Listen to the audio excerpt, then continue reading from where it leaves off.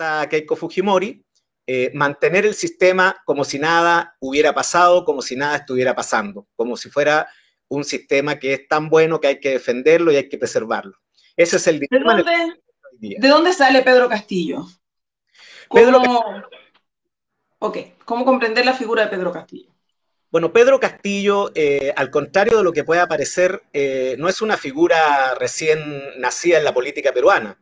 Recién ha nacido como candidato presidencial, pero él viene del movimiento rondero. El movimiento rondero es un movimiento ancestral, si tú quieres, milenario en los Andes, de autojusticia y autopolicía en las comunidades andinas, autoorganizadas, que aparece porque hay ausencia del Estado. Es una gran ausencia del Estado en aquellos lugares, de manera que este movimiento rondero, que es muy masivo, que es muy fuerte, que es muy arraigado, que tiene mucha identidad, es muy disciplinado, fueron los que derrotaron realmente a Sendero Luminoso, al terrorismo en los Andes, al contrario de lo que pretende la propaganda fujimorista.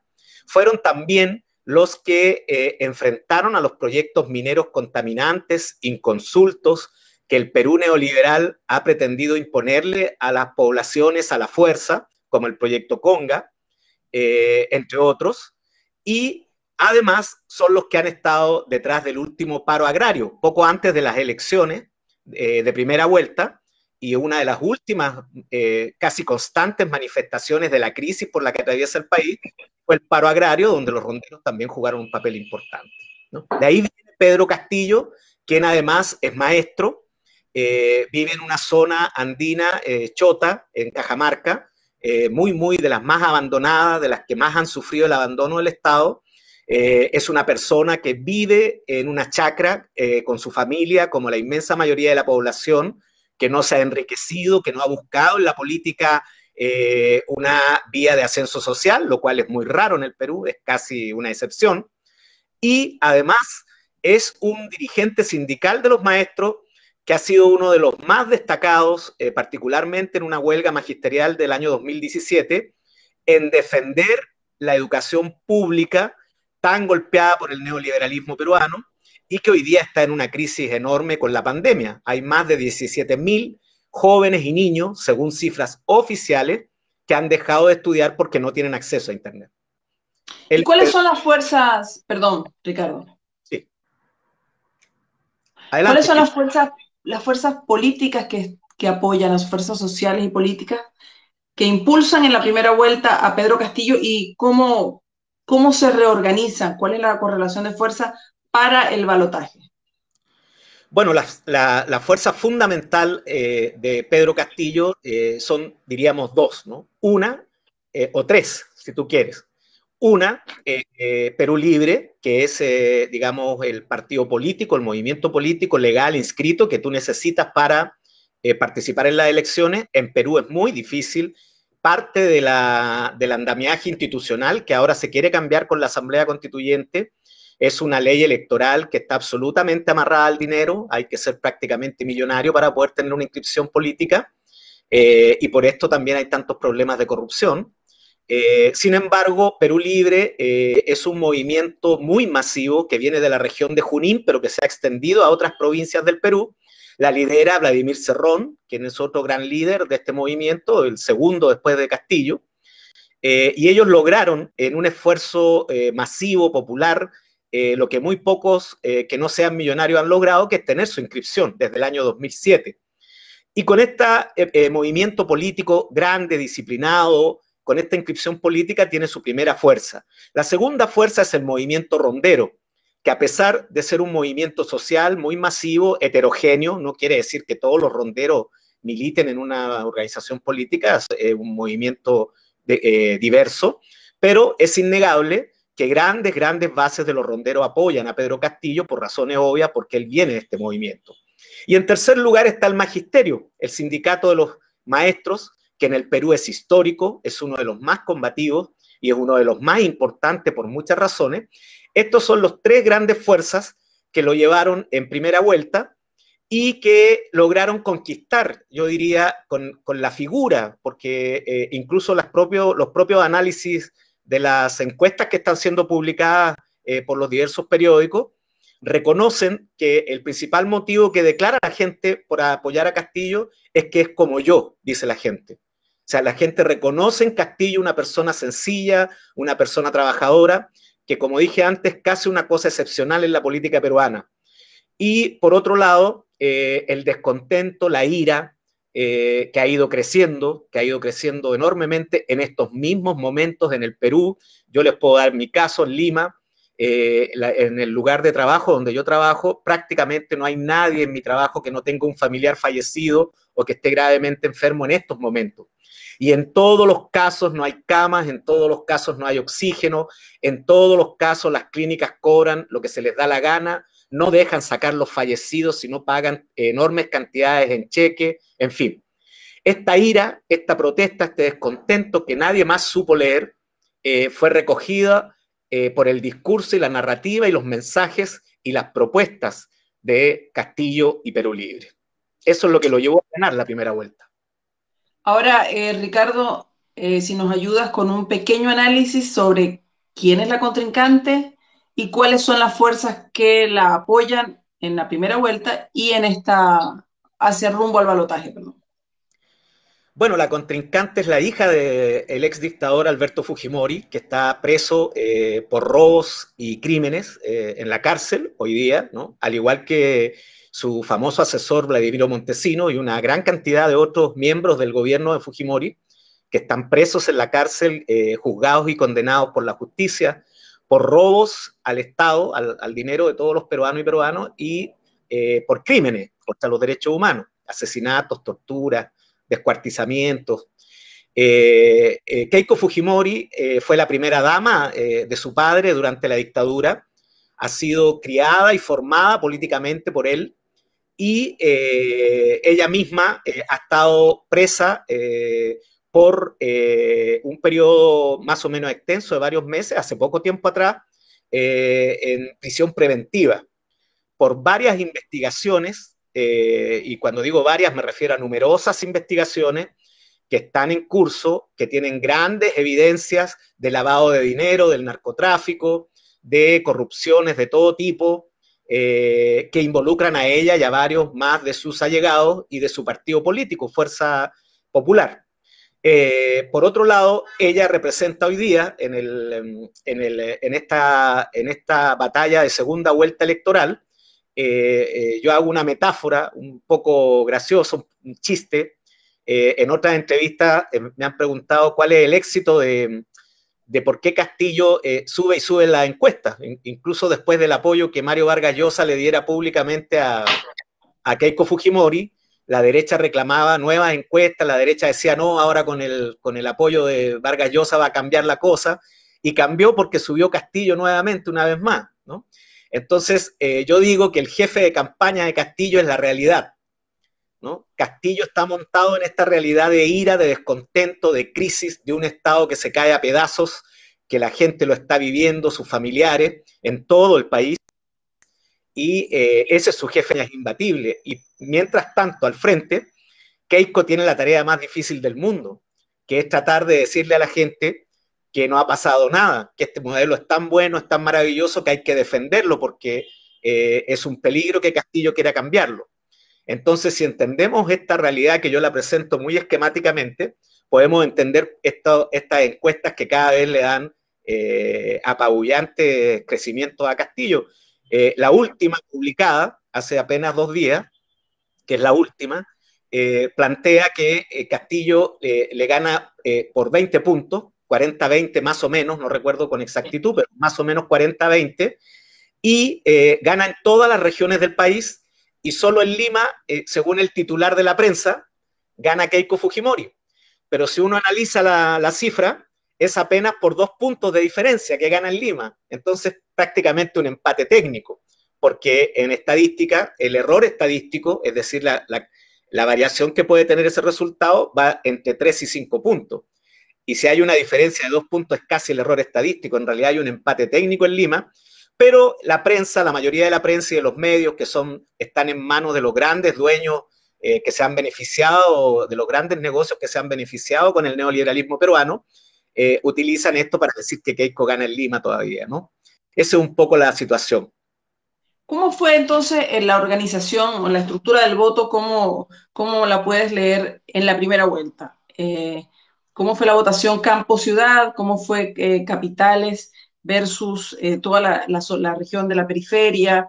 Vemos que sacó bastante votación en las zonas serranas, pero ¿cómo se comportó y cómo se va a comportar el voto de aquí en adelante? Porque una cosa es también la encuesta esta que salió en estos días, que todos miramos con mucho asombro porque hay también un porcentaje de votos de personas que no saben, que no votan, que es también casi de 20 por 20, 21 puntos, ¿no?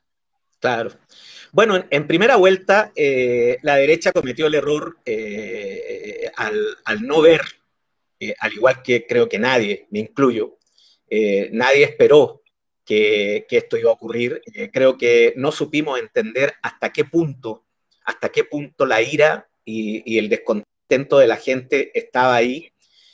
Sí pensábamos que lo había, sí pensábamos que el modelo se estaba cayendo a pedazos, que está en crisis, pero creíamos que una alternativa más moderada como la de Verónica Mendoza y Juntos por el Perú, a la que estábamos acostumbrados en la última década, que es una alternativa progresista de izquierda o de centro izquierda de clase media, limeña, moderada, que está siempre buscando o estuvo siempre buscando la anuencia de la derecha, buscando el permiso, incluso casi una buena conducta de la derecha. Estábamos acostumbrados a esto, creíamos que era algo casi inevitable para poder abrir escenarios en el Perú. Entonces, nosotros no supimos verlo y la derecha tampoco supo verlo, por lo tanto fue dividida en varias facciones, casi hasta 10, 12 facciones. Eso dividió el voto de la derecha. Por otro lado, la izquierda, esta izquierda moderada, esta izquierda que siempre buscaba la anuencia de la derecha, recibió un durísimo castigo, porque no solo perdió frente a una lista de izquierda, que le ganó por 10 puntos, le ganó, ni siquiera es que estuvieron más o menos cerca, sino que le ganó por 10 puntos, sino que además le ganaron otras 4 listas de derecha, lo cual muestra el nivel de fracaso, digamos, de esta izquierda, o sea, lo que se hunde con la aparición de esta nueva izquierda popular rural, porque el voto fue mayoritariamente rural, y en cuanto a lo urbano fueron urbes de provincia, sobre todo del sur del Perú, las zonas más abandonadas, las zonas más contaminadas, las zonas más saqueadas.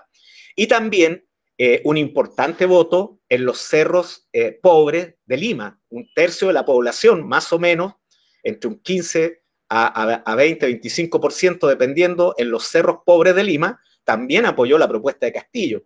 Hay un marcado énfasis de clase. Vuelve a la política peruana después de 30 años que había desaparecido en la identidad de clase en la política. Y hoy día, en segunda, o sea, digo, esto lo que ha generado es la hecatombe de los partidos de derecha, incluso la que tiene mejores posibilidades, la que pasó a segunda vuelta, vemos que no da pie con bola en esta segunda vuelta, por lo menos hasta ahora, a pesar de tener todo el apoyo de los medios, todo el dinero del mundo. Es una crisis profunda que les trae Castillo a la derecha, pero también a esa izquierda clase mediera, blanca, limeña, que yo creo que ya también le llegó su hora de pasar a la historia, digamos. O se suman, y creo que se han sumado, o sea, de hecho se han sumado, a apoyar a Castillo y reconocen que hay una nueva intelectualidad de izquierda que viene de las provincias, que viene del Perú profundo, que tiene ideas para cambiar el país que son interesantes y que vale la pena ir tras de ellos a mejorar el Perú. En esta segunda vuelta ya lo están mostrando las encuestas, la inmensa mayoría de la población tiene muy claro los dos contendientes. Yo diría que el éxito del triunfo de Castillo está casi irrefrenable debido a que el desprestigio y el carácter corrupto y delincuencial de Keiko Fujimori, no lo digo yo, lo dice la Comisión de la Verdad y Reconciliación del Estado peruano. Ustedes pueden googlear las noticias, los numerosos casos de corrupción que están siendo investigados, etcétera.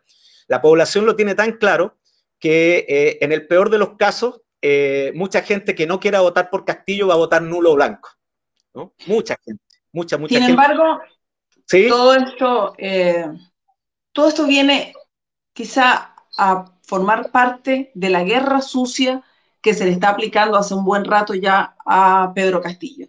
Y en esa guerra sucia se mete de todo. Lo internacional, obviamente, Venezuela sirve para equilibrar la balanza en esta guerra sucia. O sea, a quien le endilgan la venezuelanización del proceso, es para que pierda, ¿no?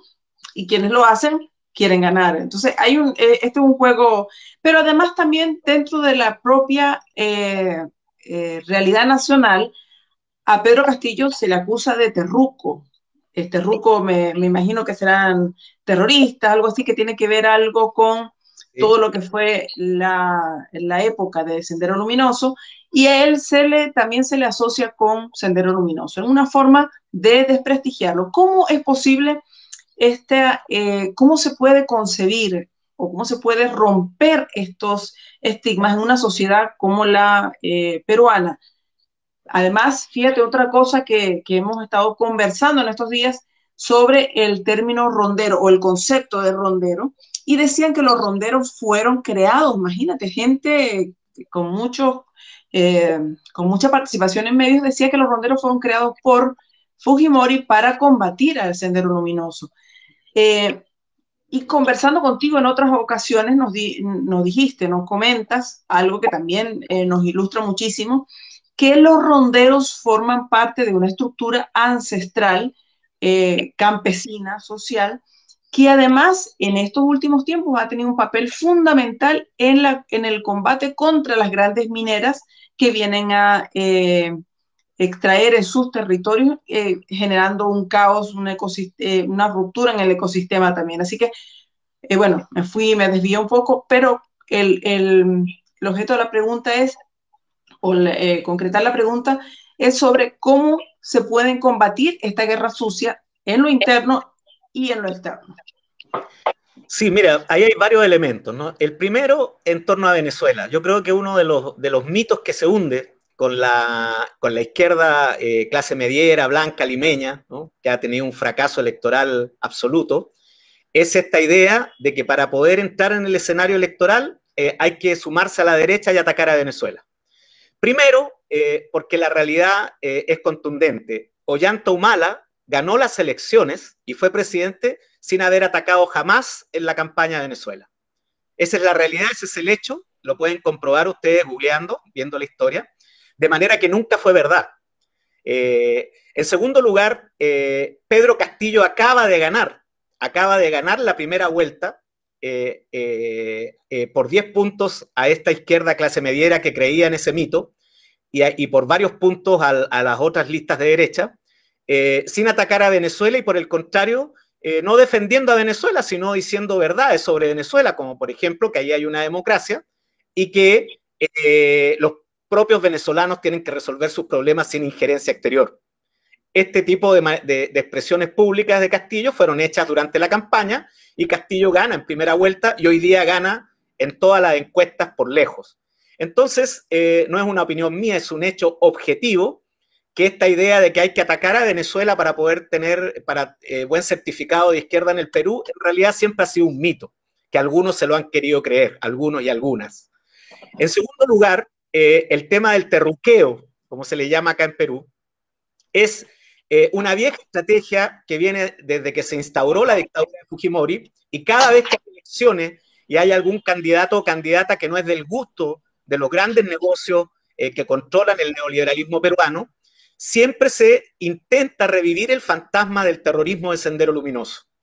Como es lógico, mientras más tiempo pasa, más débil se vuelve esa estrategia y hoy día tiene una debilidad absoluta. Cada vez pesa menos. Las nuevas generaciones ni saben ni se acuerdan muy bien de qué se trataba eso, y entonces seguir reviviendo, Sendero Luminoso prácticamente no existe desde hace años, quedan rezagos que son muy débiles, que son pervivencias muy pequeñas, insignificantes, digamos, en la vida política nacional. Entonces, inflar el fantasma, revivir el fantasma se ha ido desgastando y cada vez se desgasta más. Sobre todo en el caso de Castillo, que ha sido rondero, porque los ronderos son los que derrotaron el terrorismo, y esto el país lo sabe. No es que Fujimori haya creado a los ronderos, sino que Fujimori y los militares, en su impotencia porque no eran capaces de derrotar a Sendero Luminoso, porque no entendían su lógica, porque no entendían la geografía y el clima de los Andes, llegaron finalmente a la conclusión de que tenían que aliarse con los ronderos, que eran los únicos que los estaban combatiendo con éxito. Y por esto es que Fujimori, entre otras tantas demagogias y manipulaciones, campañas de manipulación política, psicosociales, ha querido inventar la narrativa de que él creó los ronderos y que gracias a él se derrotó el terrorismo. En realidad fueron los ronderos los que salvaron a Fujimori y al ejército, derrotando al terrorismo, ¿no? Y además, como yo te decía, se trata de una institución ancestral, comunal, que es incluso anterior al Estado peruano y que está reconocida constitucionalmente. Los ronderos tienen rango judicial constitucional propio al lado del poder judicial del Estado peruano en la Constitución del Perú. Entonces, mal puede Fujimori o cualquier otra persona atribuirse la creación de ellos, ¿no? Ahora, ¿cómo llega un candidato como Pedro Castillo con además una propuesta que hizo Chávez hace unos 20 y tantos años atrás, que era refundar la República? Hay incluso textos escritos sobre aquella época del general Müller Rojas, que habla de la refundación de Venezuela, la refundación de la República, y que eso sería la única posibilidad que tendrían las repúblicas libres de América Latina, de América y el Caribe. Refundar la República, crear y propone una nueva constitución, con eso propone una transformación de la sociedad y una transformación del modelo económico con pasos como la reforma agraria, por ejemplo. Creo que una segunda, una tercera reforma agraria que propondría. ¿Cómo se sostiene este discurso en el día de hoy, cuando han pasado estos años de durísima confrontación entre las propuestas nacionales populares de nuestros países, las propuestas progresistas y los países apoyados por los Estados Unidos, ¿no? Los gobiernos apoyados por Estados Unidos?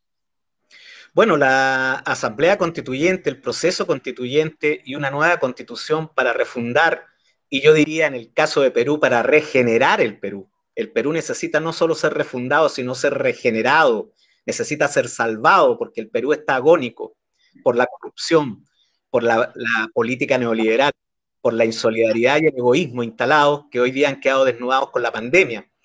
Y es una propuesta que viene desde hace mucho tiempo, que otras formas políticas como la de Verónica Mendoza venían planteando también, y antes de ella otras fuerzas políticas acá en Perú la han estado planteando. Es una bandera que hoy día ya fue aprobada en Chile. Chile está por vivir un proceso constituyente que va a marcar, creo yo, a todo el continente. Viene de antes, como tú decías, de Venezuela, de Chávez, y en Bolivia se ha planteado, porque es la gran encrucijada de los pueblos, y es la gran debilidad que tiene hoy día Keiko Fujimori y la derecha, porque tienen que luchar contra una de las banderas más democráticas que pueden haber, que es consultar a la gente por qué país quiere, la idea fundamental de la democracia. Entonces, al mostrar tanto temor a un proceso constituyente, a una asamblea constituyente, en realidad se están quitando la careta y mostrando el terror que le tienen a la democracia, lo antidemocráticos que son, que no les gusta ni quieren la democracia, porque no hay nada más democrático que devolverle al poder constituyente, que es el pueblo, la capacidad de decidir qué país quiere. Y no es tan importante, creo yo, al menos en un primer momento, lo que vaya a salir de ahí, la constitución que el pueblo peruano quiera escribir, sino el proceso constituyente, que aparezcan todas esas voces que han estado calladas, silenciadas, que aparecieron sorpresivamente detrás de la candidatura de Pedro Castillo, pero que son muchas más también. Son las voces amazónicas que están pidiendo plurinacionalidad, son las voces de las mujeres, son las voces de los jóvenes, de los pobres. Entonces, creo que el proceso constituyente va a generar un cambio completamente distinto, una regeneración del país, que es la única salida además, ¿eh? Porque esto se está cayendo a pedazos. Y yo quiero terminar con un ejemplo de la realidad para que se entienda lo difícil y lo cuesta arriba que tiene Keiko Fujimori y la derecha esta elección. Está en la memoria de la gente cuando empezó esta pandemia hace algunos meses, que las clínicas y las farmacéuticas vieron la oportunidad de lucrar todavía más y empezaron a monopolizar, a guardarse grandes cantidades de oxígeno y de medicamentos que se necesitaban y a venderlos a precios exorbitantes. Cuando la población masivamente le pedía al aquel entonces presidente Vizcarra que interviniera las clínicas y las farmacéuticas para impedir esto que era un verdadero delito y un verdadero crimen, el presidente Vizcarra por la televisión reconoció que la inmensa mayoría de la gente le pedía esto y dijo públicamente que no podía hacerlo porque la Constitución no se lo permitía. Entonces, ¿quiénes son los que le han enseñado al pueblo que es ahora que hay que cambiar la Constitución? Son ellos mismos, la propia derecha. Con este tipo de cosas que podríamos nombrar muchas, son los que le han dado la fuerza a la bandera constituyente de Pedro Castillo. Ahora, Ricardo, en el Parlamento la torta se compone con una gran mayoría, una importante mayoría, no es una gran mayoría, es una importante porción de Perú Libre. Son 32 parlamentarios, congresistas, pero también una importante participación de la derecha. Considerando que el Parlamento ha sido el que ha inhabilitado a varios presidentes en el último tiempo. Creo que, no sé si en la historia regional se ha visto algo como esto, ¿no? Son más de 3 presidentes cambiados o de 4 o 5 presidentes en los últimos 4 años. ¿Cómo va a ser entonces la correlación de fuerzas para Pedro Castillo en el hipotético, la posibilidad de que él sea presidente a partir de junio? ¿Cómo se va a configurar esto? Bueno, han habido otras crisis en América Latina, como en la Argentina de la Rúa, que hubieron 7 presidentes en una semana, ¿no? De todas maneras, Perú creo que tiene un récord Guinness porque en esta crisis llegamos a tener una presidenta que duró 5 minutos, ¿no? Eso sí ya es ¿Cuál fue ese caso? ¿no? Mercedes Arauz, ¿no? Una derechista un poco extraviada que en algún momento de esta crisis, de esta descomposición que hay en el Perú tan grave, alguien la convenció y fue presidenta creo que por 5 minutos, ¿no? Entonces, y la sacó barata porque debería estar presa, digamos, ¿no? Es usurpación de funciones, pero con las debilidades institucionales del Perú la sacó barata, ¿no? Pero respecto de tu pregunta, mira, la fragmentación que hay en el Congreso, a pesar de que Perú Libre tiene y puede tener aliados y puede negociar con Jafre Pap, que otra bancada le dio su apoyo, y hay por ahí, creo que el JP de Verónica Mendoza metió cuatro congresistas que no alcanzan a ser una bancada, pero podrían, si son consecuentes, deberían apoyar el proceso de cambio. Se puede manejar con destreza y habilidad, sí se puede manejar el apoyo en el Congreso. Por otro lado, porque la derecha está dividida, tampoco es que esté, y es un síntoma universal. Cuando un bando está derrotado y en retroceso, se pelea entre ellos, ¿no? Cuando las cosas van bien, todos se abrazan, pero cuando las cosas van mal, se tienden a dividir. Entonces, todo esto puede ser aprovechado, pero más allá de eso, lo que hay detrás de la fragmentación es la crisis de representatividad, que yo creo que con la candidatura de Castillo se está también regenerando esa representatividad. El pueblo peruano está haciendo un camino, una experiencia, una escuela caminando para encontrar auténticos representantes, auténticas fuerzas políticas que lo representen. Y la constituyente va a acelerar ese proceso. De eso se trata. Los pueblos cambian, extravían el camino y luego lo encuentran. Y creo que el pueblo peruano está encontrando su camino. Por otro lado, hay que entender que la constituyente, una de sus razones principales, es precisamente que el Congreso es la institución más desprestigiada en el país, según todas las encuestas, hace más de 10 años. Y eso tiene que ver con la constitución fujimorista, porque todo el andamiaje, la estructura de la constitución, las reglas del juego política institucionales, solo traen debilidad, solo traen confusión y solo traen entrampamiento para que la voluntad popular nunca pueda ser expresada. ¿Por qué? Porque la constitución fujimorista lo que busca es tener una pantalla de democracia para que los grandes negocios en realidad gobiernen el país. El Estado es una mera mesa de partes de los empresarios y el Congreso es una mesa de partes de los grandes negocios y de los narcotraficantes y otros negocios ilegales. Entonces, nadie va a defender ese Congreso cuando la constituyente, como debe hacerlo, entiendo que hay un proceso primero de referéndum, de consulta, como se hizo en Chile, Y si la inmensa mayoría del pueblo peruano en ese referéndum dice que hay que cambiar la constitución y cerrar ese congreso, eso es lo que se tendrá que hacer, como ocurre en Chile y como ocurre en todos los países donde la democracia opera, ¿no? Ese creo que es el camino. Ahora, Ricardo, para terminar, eh, pasó la primera semana de junio, el 7 de junio son las elecciones, ¿no? El balotaje. 6 de junio creo que, si mal no recuerdo. Si Ok. mal no, o no sé realmente, bueno, sí, Los pues. primeros 100 días de un gobierno de Keiko Fujimori, ¿cómo lo ves?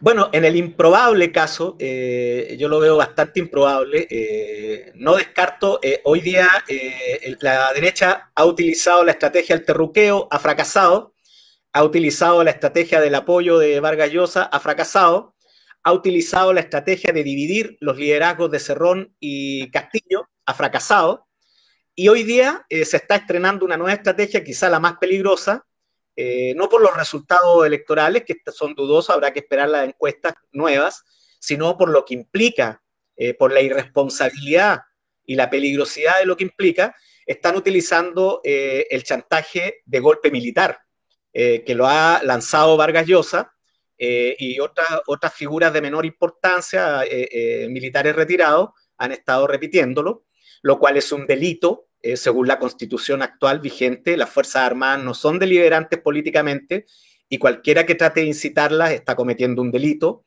Yo estoy esperando que hayan abogados, abogadas patriotas en el Perú que vayan a los tribunales a poner las querellas correspondientes a Vargas Llosa y a las de otras personas que están cometiendo este delito. Es un delito, insisto, muy claramente estipulado en la Constitución. Por ahora, no es más que una propaganda electoral para chantajear por el miedo al pueblo peruano y que cambie su voto, ya cuando no quedan más argumentos. No tiene posibilidades reales un golpe. Los golpes primero hay que prepararlos, quebrar la economía, generar caos político. Yo siempre digo, los militares llegan al último a los golpes, no llegan primero. Los golpes se demoran en prepararse. Entonces, en este caso, felizmente, todavía se refiere a una propaganda electoral, a tratar de, por el chantaje del miedo de un golpe militar, el pueblo pueda cambiar su voto, ya que no hay más argumentos, todos los argumentos se han caído. Entonces, creo yo que es improbable un triunfo de Keiko Fujimori. Se habla también de fraude electoral. La OMP está cuestionada, hay cuestionamiento, incluso en primera vuelta parece ser, no puedo pronunciarme, pero se han hecho denuncias de que se habrían inflado los votos de Keiko Fujimori, en fin, no voy a pronunciarme sobre eso porque seriamente no tengo los elementos, pero lo que quiero decir con esto es que a mi modo de ver, la única posibilidad en el escenario actual de un triunfo de Keiko Fujimori sería un fraude electoral, o que cambie mucho el escenario, que venga un... Ahora, te pregunto, te interrumpo, ¿está la OEA como observador? Sí, la OEA está de capa caída, digamos, Almagro, el más indigno de los latinoamericanos.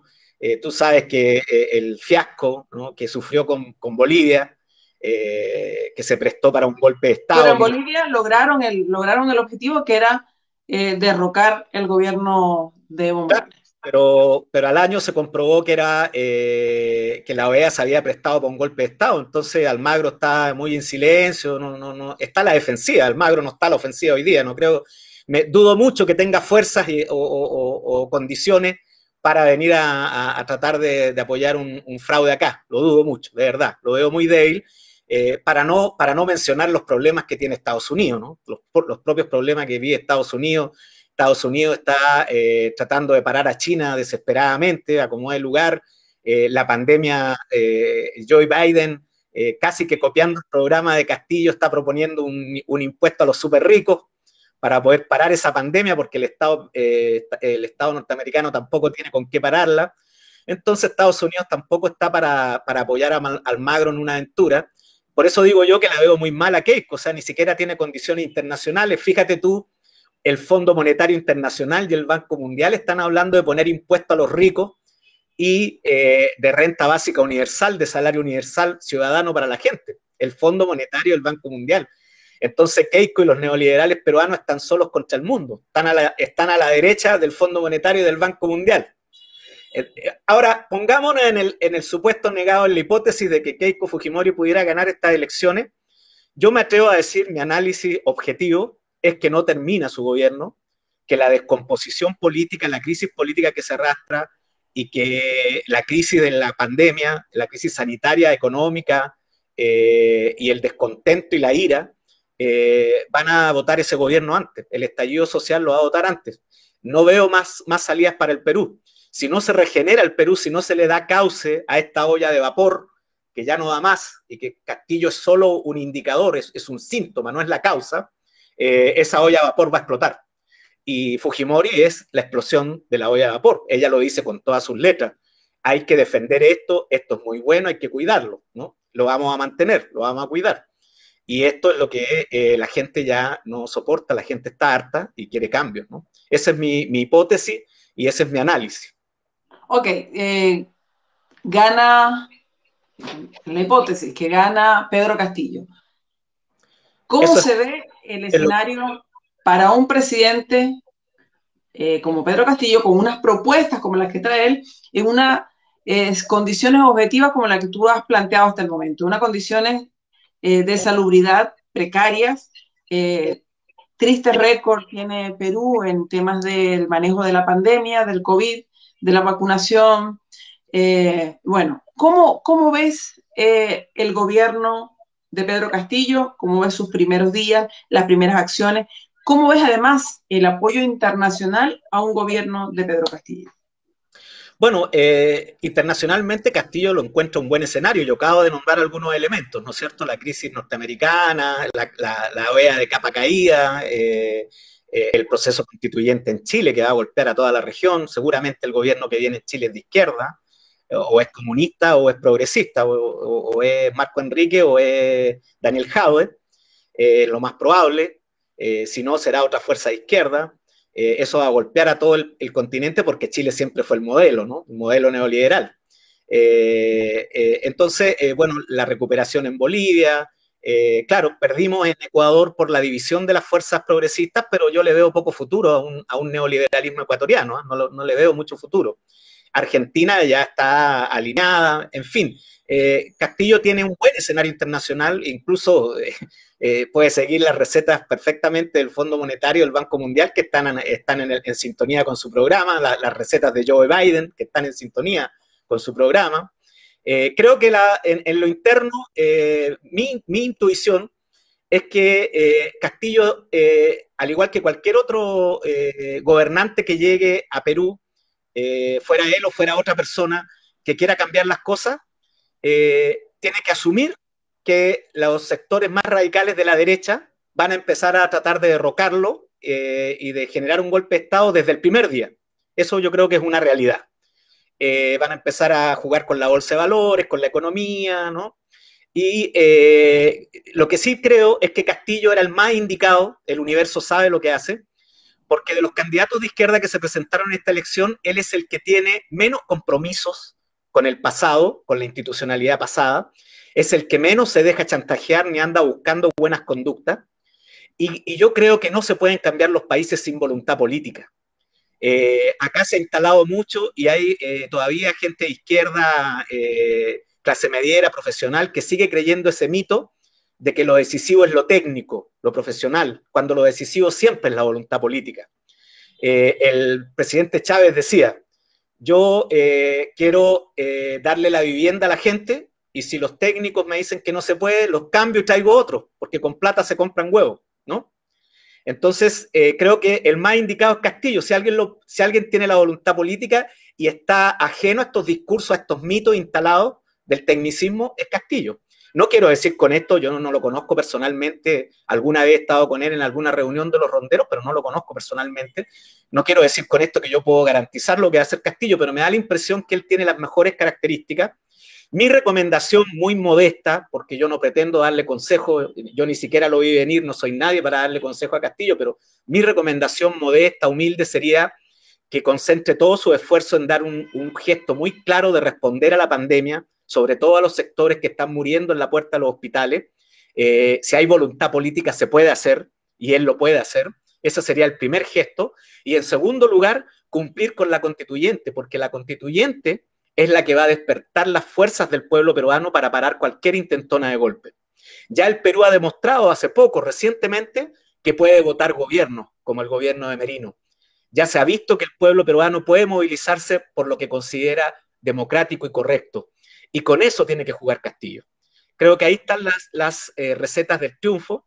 Creo que la UNASUR, incluso la OEA, lo van a reconocer con alguna timidez, pero va a entrar con legitimidad porque va a ganar las elecciones.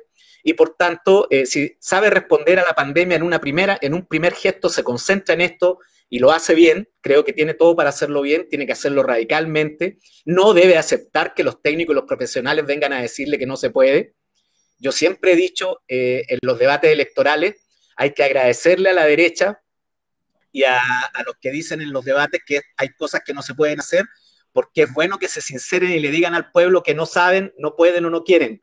Y por eso la gente está votando por los que saben, pueden y quieren hacer los cambios. Entonces, si él hace este gesto con la pandemia y cumple el proceso constituyente, tiene grandes posibilidades de desatar un proceso que lo mantenga en el gobierno, incluso avancen los cambios. Esperemos que así sea. Bueno, Ricardo, muchísimas gracias. Nos ha dado una gran lección. Y vamos a seguir conversando durante todos estos tiempos en este programa que hemos denominado el taller, porque se produce en un taller y que tiene que ver con esto, con la caja de herramientas que hacíamos por allá por aquellos años, también con Ricardo, esa caja de herramientas para entender una realidad en permanente cambio. Muchas gracias, Ricardo, y bueno, quedas invitadísimo para las próximas conversaciones sobre otros temas. También nos interesa el tema conocer qué pasa en Chile con la constituyente, cómo es esto del retiro, del tercer retiro del 10% y cómo lo manejó Piñera en el discurso que hizo anoche, cómo es esta carrera también política que se adelanta con el lanzamiento antenoche anoche de la candidatura de Daniel Jadwe, una gran cantidad de candidatos y candidatas que se están ya levantando por ahí por distintas vías, pero también se calienta el ambiente con el tema del estallido social de 2019, cuyas respuestas todavía están por darse. Así que, ¿qué me decías, perdón? No, te decía que hay que hacer pronto el programa porque los discursos de Piñera capaz que no sea presidente cuando venga el programa, ya no sea presidente, ¿no? Está cometiendo tantos errores que parece que quiere irse antes, ¿no?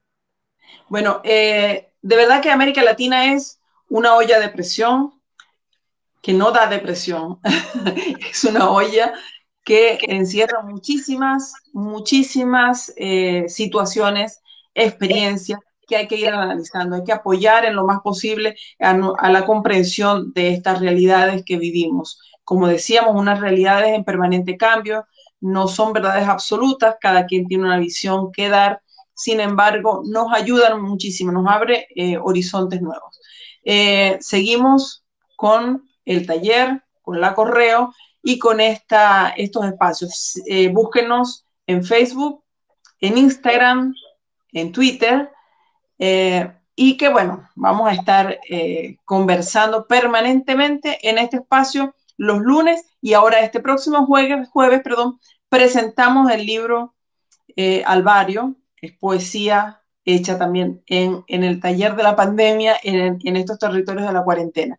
Ricardo, te doy la palabra para que nos despidamos y yo me despido también de todos ustedes y agradecida de la posibilidad que nos dan de acercarnos. Yo te agradezco mucho y al equipo por la labor que hacen y la invitación. Es un honor para mí estar en el taller y no quería dejar de decir la alegría profunda en el corazón de volver a estar con mi gran amiga Cris de tanto tiempo, compañera y amiga de tanto tiempo. Un gran abrazo, Cris, también para Lucho, para todos los compañeros, compañeras, y felicitaciones por el gran trabajo que están haciendo y adelante.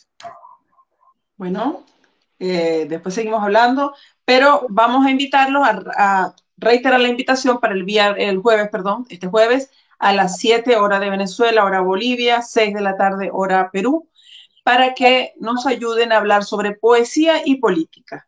Y en este espacio vamos a promover entonces este libro de poesía que se llama Alvario, cuya venta va a ir íntegramente a apoyar la revista Correo del Alba. Así que un abrazo enorme, los quiero, las quiero, y no se me pierdan de estos conversatorios, no se pierdan de este taller. Un beso, nos vemos.